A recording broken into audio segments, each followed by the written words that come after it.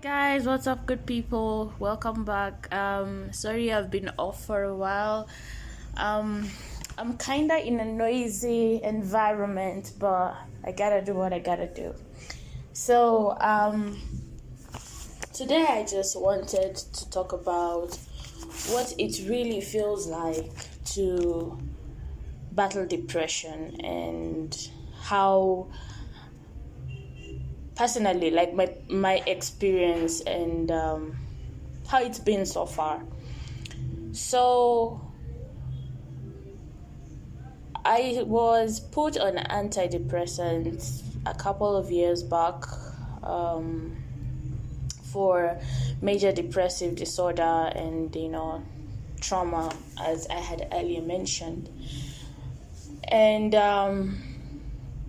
it's quite a roller coaster because I have days when I wake up and I feel like I really don't want to do anything at all. I feel like I'm tired, and I became conscious of it in terms of knowing what signs show me that I am going back to that space. And one thing I kept telling myself and others from way earlier, before I was even on meds, was that I'm tired. You'd ask me, how are you, what's up, how's everything, and I'd just say I'm tired. And ideally that was me trying to reach out, or just trying to find someone who will get me out of that space, and it's been crazy. Ideally, I also have days when I wake up and all is fine, but then you just want to cry, like, not like I'd have a reason to cry. If someone was to ask me, why are you crying, I would not have a reason. But just to let it go, like whatever it is that I've been feeling, I feel like I really need to just cry it out. But there are those days when you really want to cry and the tears just ain't there. So battling depression it's quite something for me. But I had to find my way around it, find out what are the triggers and when do I know it's happening again and stuff like that. Because for some time, I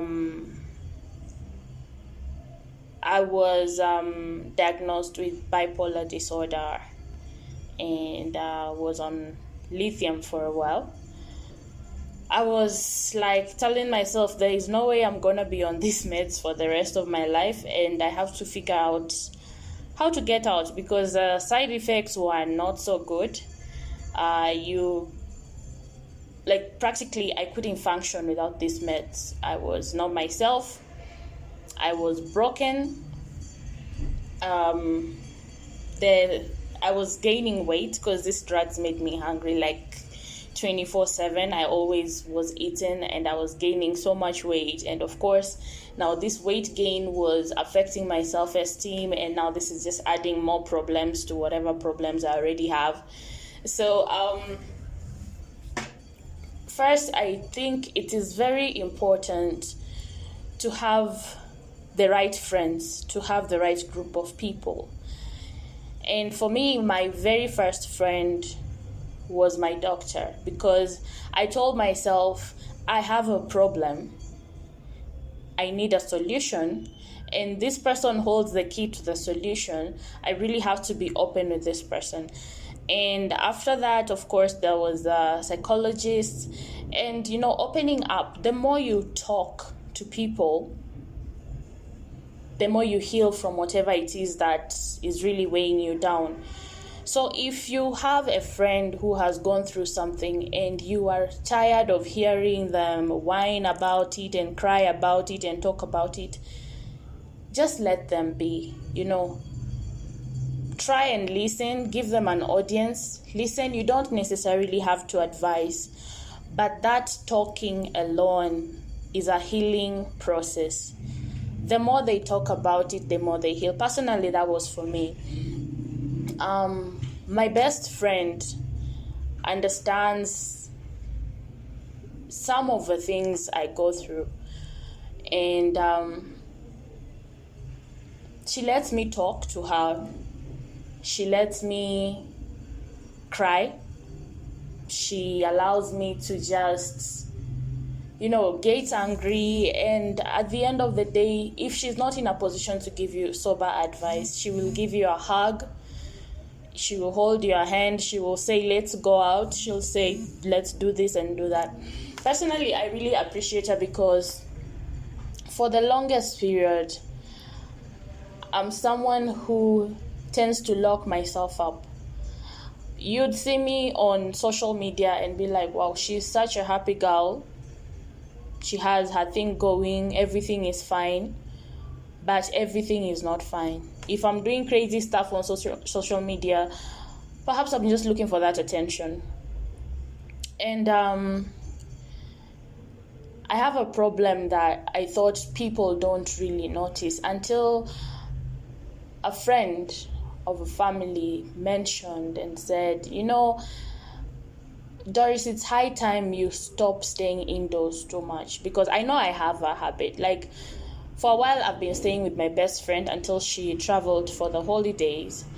And she has been my reason to step out of the house, because she'd say, let's go look for, what we're gonna have for dinner today, just something out of the box. I'm someone who would go shopping once at the beginning of the month and just stock up the house. Like, my freezer is full, I have everything, I don't see a reason to go out. I'll be locked up inside the house, and honestly, I don't see a reason to go out. And when I do, in as much as people might think she's an extrovert or whatever, I'm actually an introvert. I get scared around people, but once I get used to them, then I'm more open. But it's good to step out. In as much as there are those of us who feel like, oh, I have pets, at least that's company.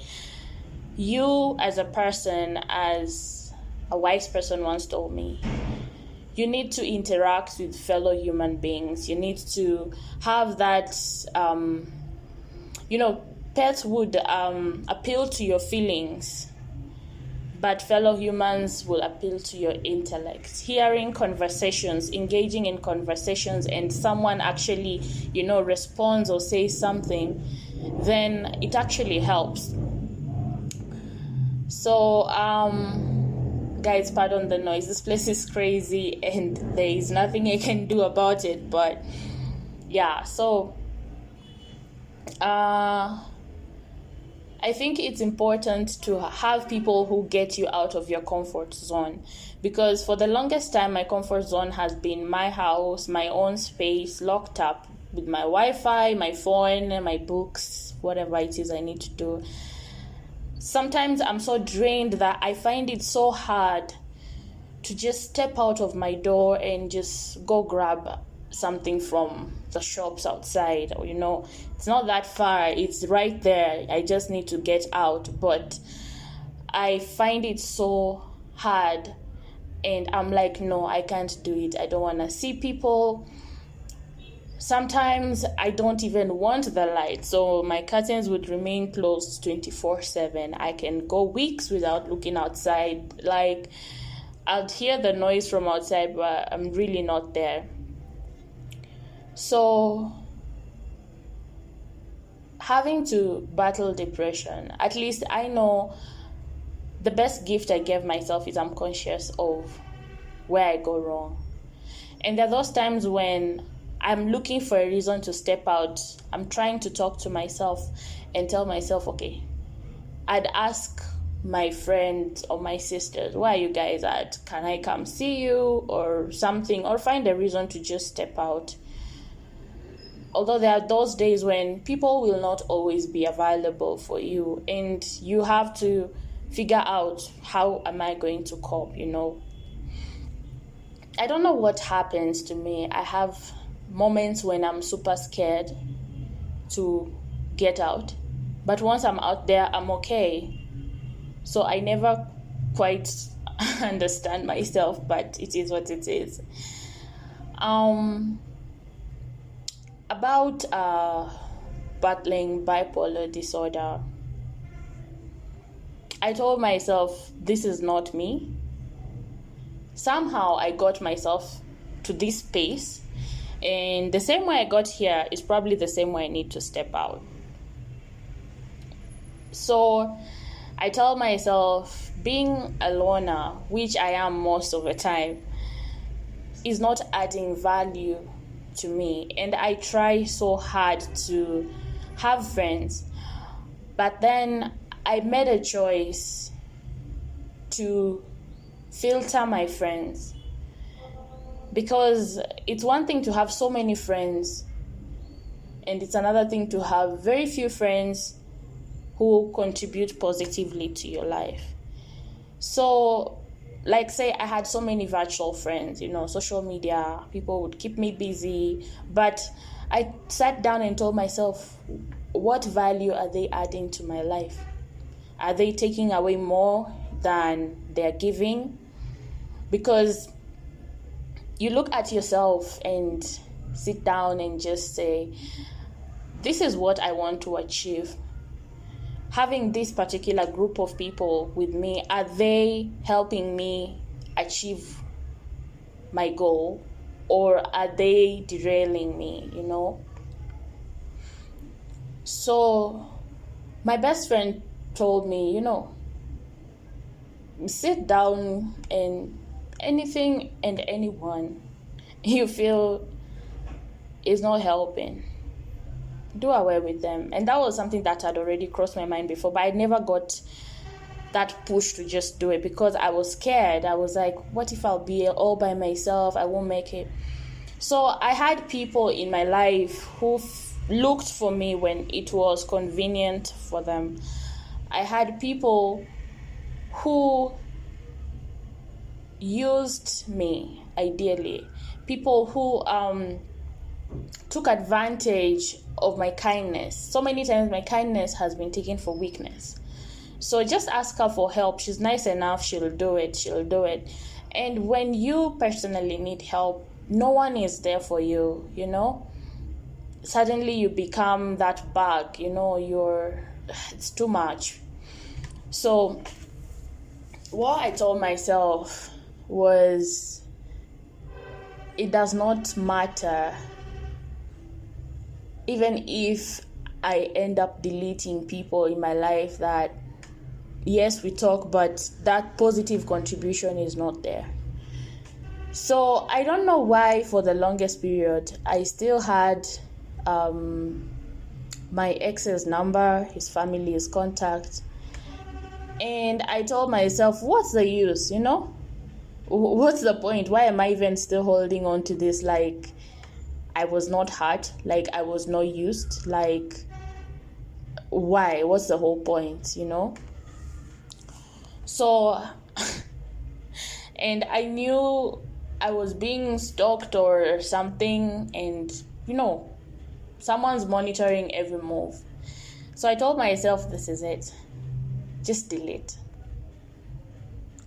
contacts. You don't need these people. Anyone I had not talked to for a while, also delete. People who just look for me when it's convenient for them, I just got rid of them, and I held on to only those who we contribute positively towards each other's lives. We help each other grow. Someone who would tell me, Doris, you need to wrap it up, just, you're gonna be fine, finish your studies, do this, do that, keep pushing. Someone who I would be also in a position to tell them, you're doing well, but I think you can do this and that. Those are the kind of people I chose to surround myself with. And of course there are those who I cut off and they would still take somewhere. I won't be rude or anything. You'll say hi, I'll say hi, but I won't keep that conversation going because I know after a while it's